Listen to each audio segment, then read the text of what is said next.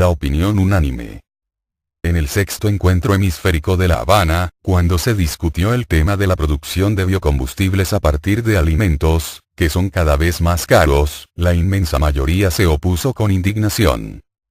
Pero era indiscutible que algunas personalidades de prestigio, autoridad y buena fe habían sido ganadas por la idea de que la biomasa del planeta alcanzaba para ambas cosas en un tiempo relativamente breve, sin pensar en la urgencia de producir los alimentos que, ya escasos de por sí, servirían de materia prima para el etanol y el agrodiesel. Cuando, en cambio, se abrió a debate el tema de los tratados de libre comercio con Estados Unidos, participaron varias decenas de personas, y todas condenaron unánimemente tanto las formas bilaterales como multilaterales de tales acuerdos con la potencia imperial. Tomando en cuenta la necesidad de espacio, vuelvo a utilizar el método de la síntesis para exponer 3 intervenciones elocuentes de personalidades latinoamericanas que expresaron conceptos de enorme interés y lo hicieron con gran claridad y peculiaridad.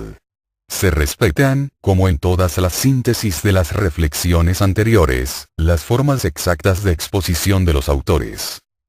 Alberto Arroyo, México, Red Mexicana de Acción contra el Libre Comercio.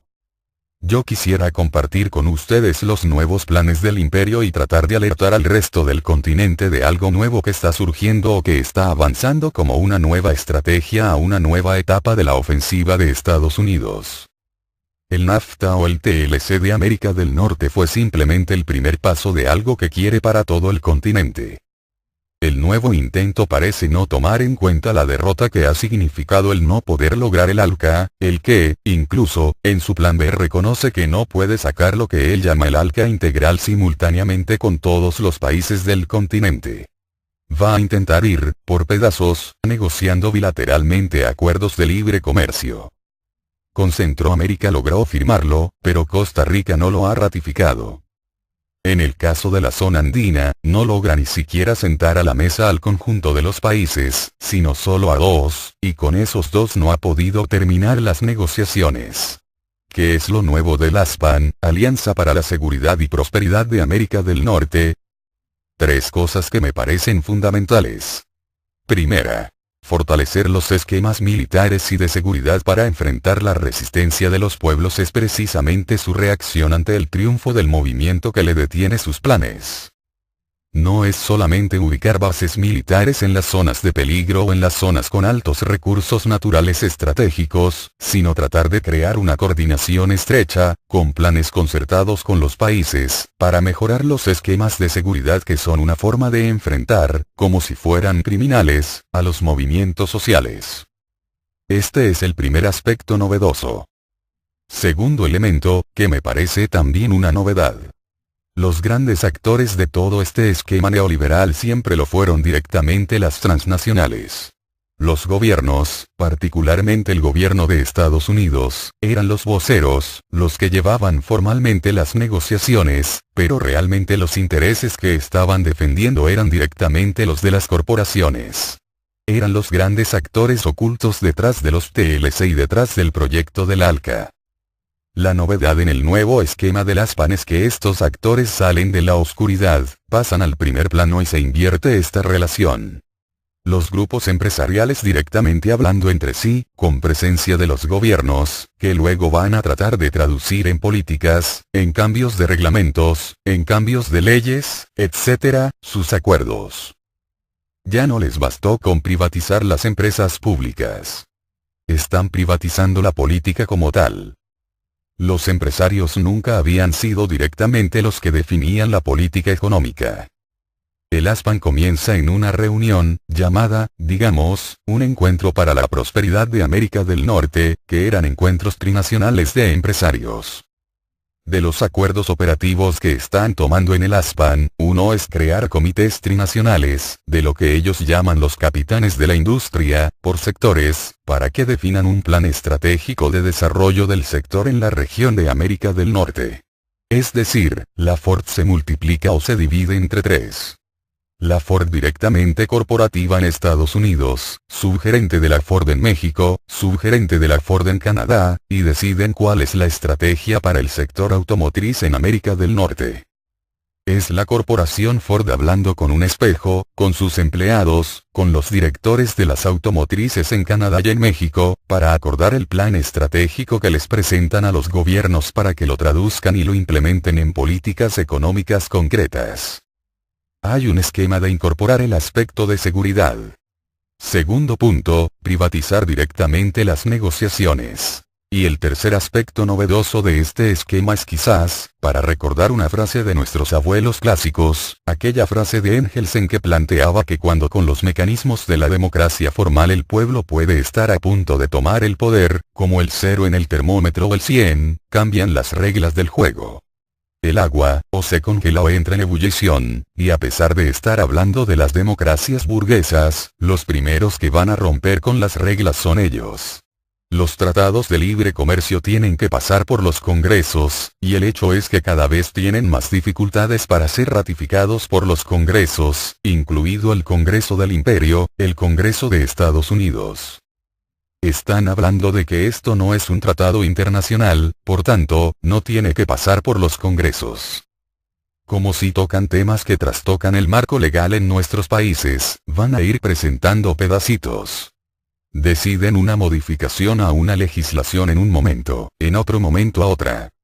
Se implementan decretos del Ejecutivo, cambios de normas operativas, normas de funcionamiento, estándares, nunca el paquete entero. Los tratados de libre comercio, a pesar de que se negociaron a espaldas de nosotros y espaldas en general de todos los pueblos, tarde o temprano se traducen en un texto escrito que va a los congresos y sabemos qué pactaron. Pretenden que nunca sepamos qué pactaron, no vamos a ir viendo más que pedacitos de la estrategia, porque nunca se va a traducir en un texto integrado. Voy a terminar con una anécdota, para que nos demos cuenta, en el aspecto de seguridad, a qué grado de sofisticación han llegado los acuerdos y los mecanismos operativos de integración de los aparatos de seguridad. Hace un tiempo sale un avión de Toronto hacia México con turistas que van a Puerto Vallarta de vacaciones. Cuando estaba el avión en la pista, revisando un poco más minuciosamente la lista de pasajeros, descubren que está alguien de la lista de terroristas de Bush. Apenas entra el avión al espacio aéreo norteamericano, que de Toronto al espacio aéreo norteamericano no tiene más que pasar los Grandes Lagos, no es más, y en un jet esto es unos cuantos minutos, y ya estaban dos F-16 al lado del avión. Lo sacan del espacio aéreo norteamericano, escoltan el avión hasta territorio mexicano, lo hacen aterrizar en la parte militar del aeropuerto y apresan al señor y a su familia la regresan.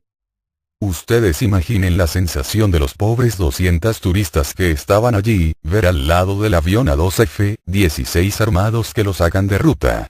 Luego resulta que no era el terrorista que ellos esperaban, y le dicen: usted perdone, puede seguir de vacaciones, y llame a su familia para que venga a acompañarlo. Jorge Coronado, Costa Rica, Alianza Social Continental.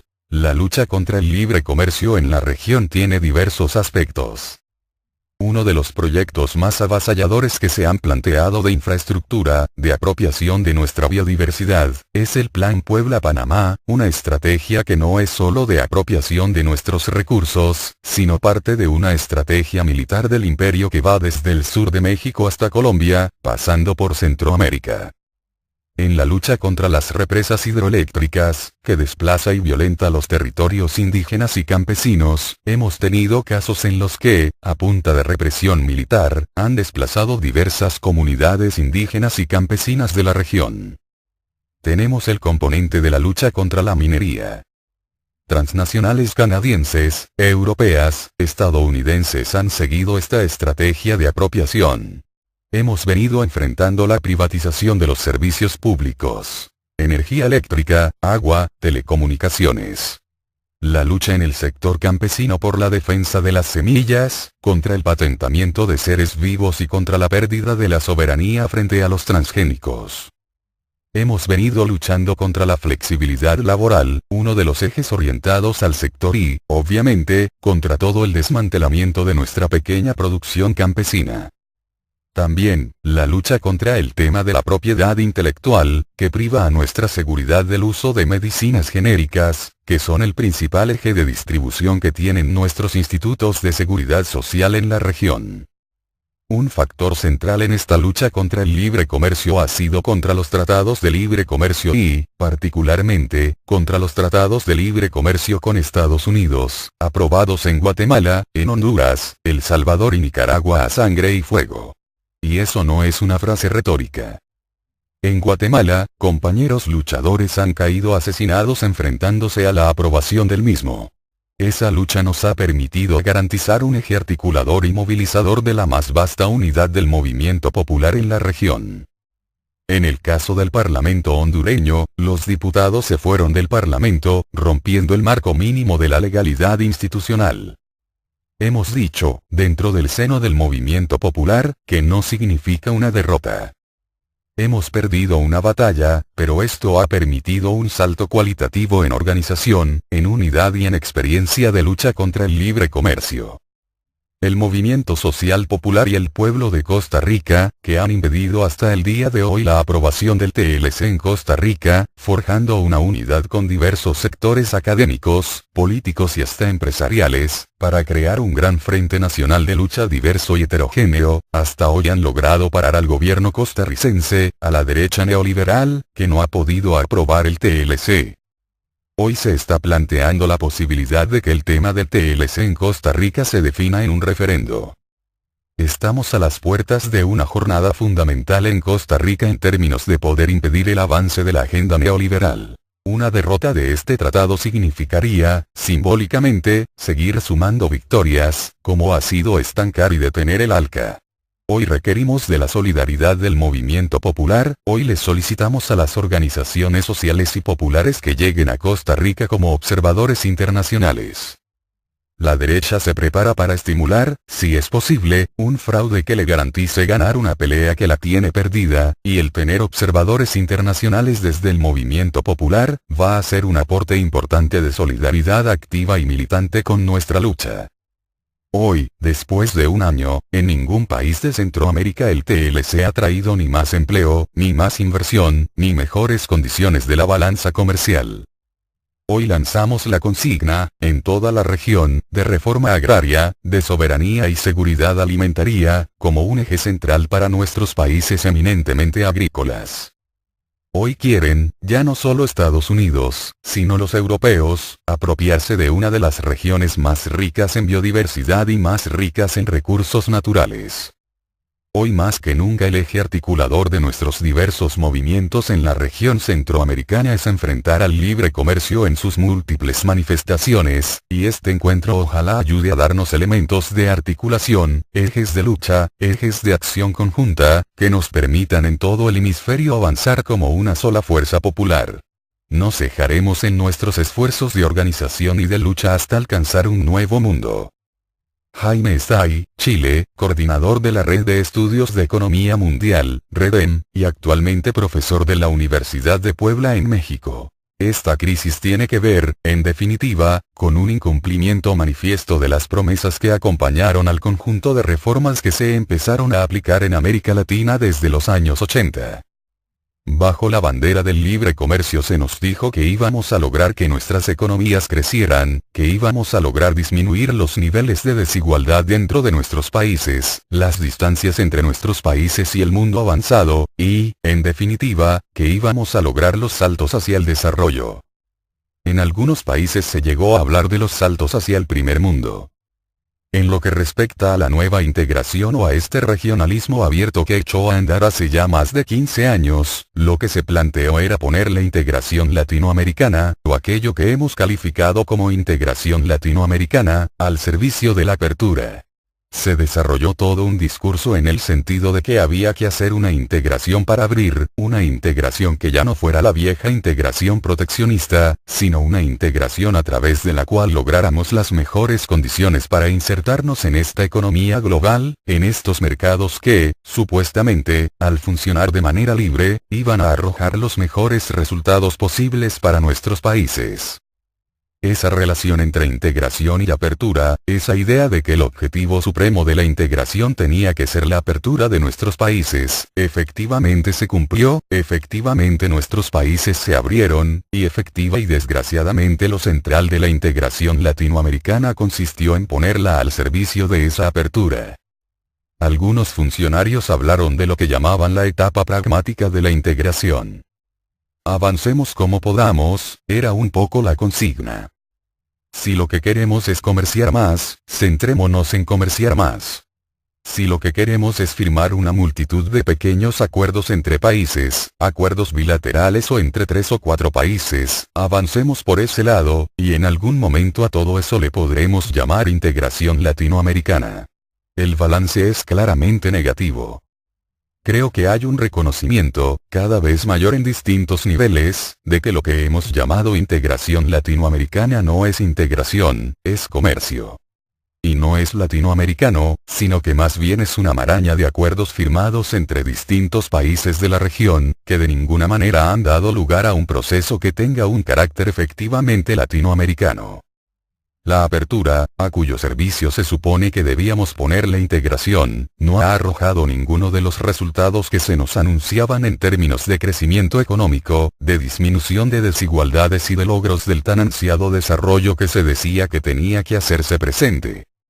Lo que habría que destacar es que estamos asistiendo a un deterioro extremo de un estilo de integración que tenía muy claramente definido para qué, cómo y para quién se integraba. En suma, de lo que estoy hablando es de una integración pensada desde los fundamentos del neoliberalismo, que ha fracasado, tanto en términos de sus propios objetivos como en términos de los objetivos que todos tenemos derecho a exigir y esperar de un verdadero proceso de integración. La nueva integración latinoamericana se apoyó fuertemente en las políticas y las propuestas que venían desde Washington. En buena medida, esas propuestas estadounidenses se han transformado en algo que termina comiéndose a su propia criatura. El solo hecho de firmar los tratados de libre comercio pone en crisis tanto a la comunidad andina como también al mercado común centroamericano. Parte importante de la crisis de la actual integración latinoamericana tiene que ver con el avance del proyecto hemisférico estadounidense, no por la vía del ALCA, que logró ser frenado, sino por la vía de firmar distintos tratados de libre comercio. Se destaca más claramente en el actual panorama de la integración la aparición de alternativas. En muchos sentidos, el ALBA se sustenta en principios que son radicalmente distintos a los de esa integración que está en crisis. Hay muchas funciones por definir y fronteras que delimitar. El significado que tienen conceptos tales como libre comercio, desarrollo nacional, libertad de mercado, seguridad y soberanía alimentaria, etc. Lo que puede afirmarse es que estamos asistiendo, en el escenario hemisférico y latinoamericano, a una creciente insurgencia respecto al predominio del neoliberalismo. Hasta aquí las opiniones expresadas por estas tres personalidades, que sintetizan las de los que participaron en el debate sobre los tratados de libre comercio. Son puntos de vista muy sólidos a partir de una amarga realidad, que han enriquecido mis ideas. Recomiendo a los lectores prestar atención a las complejidades de la actividad humana. Es la única forma de ver más lejos. El espacio se agotó. No debo añadir hoy una palabra más. Fidel Castro Ruz 16 de mayo del 2007, 6:12 p.m. El libre comercio. Yo quisiera compartir con ustedes los nuevos planes del imperio y tratar de alertar al resto del continente de algo nuevo que está surgiendo o que está avanzando como una nueva estrategia a una nueva etapa de la ofensiva de Estados Unidos. El NAFTA o el TLC de América del Norte fue simplemente el primer paso de algo que quiere para todo el continente. El nuevo intento parece no tomar en cuenta la derrota que ha significado el no poder lograr el ALCA, el que, incluso, en su plan B reconoce que no puede sacar lo que él llama el ALCA integral simultáneamente con todos los países del continente. Va a intentar ir, la opinión unánime. En el sexto encuentro hemisférico de La Habana, cuando se discutió el tema de la producción de biocombustibles a partir de alimentos, que son cada vez más caros, la inmensa mayoría se opuso con indignación. Pero era indiscutible que algunas personalidades de prestigio, autoridad y buena fe habían sido ganadas por la idea de que la biomasa del planeta alcanzaba para ambas cosas en un tiempo relativamente breve, sin pensar en la urgencia de producir los alimentos que, ya escasos de por sí, servirían de materia prima para el etanol y el agrodiesel. Cuando, en cambio, se abrió a debate el tema de los tratados de libre comercio tiene sus planes. no es solamente ubicar bases militares en las zonas de peligro o en las zonas con altos recursos naturales estratégicos, sino tratar de crear una coordinación estrecha, con planes concertados con los países, para mejorar los esquemas de seguridad que son una forma de enfrentar, como si fueran criminales, a los movimientos sociales. Este es el primer aspecto novedoso. Segundo elemento, que me parece también una novedad. Los grandes actores de todo este esquema neoliberal siempre lo fueron directamente las transnacionales. Los gobiernos, particularmente el gobierno de Estados Unidos y o con Estados Unidos, participaron varias decenas de personas, y todas condenaron unánimemente tanto las formas bilaterales como multilaterales de tales acuerdos con la potencia imperial. Tomando en cuenta la necesidad de espacio, vuelvo a utilizar el método de la síntesis para exponer 3 intervenciones elocuentes de personalidades latinoamericanas que expresaron conceptos de enorme interés y lo hicieron con gran claridad y peculiaridad. Se respetan, como en todas las síntesis de las reflexiones anteriores, las formas exactas de exposición de los autores. Alberto Arroyo, México, Red Mexicana de Acción contra Torpedazos, negociando bilateralmente acuerdos de libre comercio. Con Centroamérica logró firmarlo, pero Costa Rica no lo ha ratificado. En el caso de la zona andina, no logra ni siquiera sentar a la mesa al conjunto de los países, sino solo a 2, y con esos 2 no ha podido terminar las negociaciones.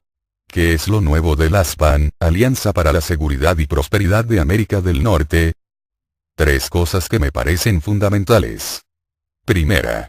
Fortalecer los esquemas militares y de seguridad para enfrentar la resistencia de los pueblos es precisamente su reacción ante el triunfo del movimiento que le